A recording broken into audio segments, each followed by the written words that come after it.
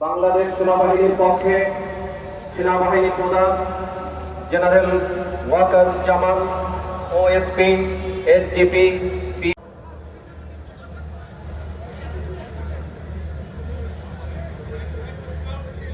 বাংলাদেশ নৌবাহিনীর পক্ষে নৌবাহিনীর প্রধান অ্যাডমিরাল মোহাম্মদ নাজমুল হাসান পুষ্পস্তবক অর্পণ করছেন।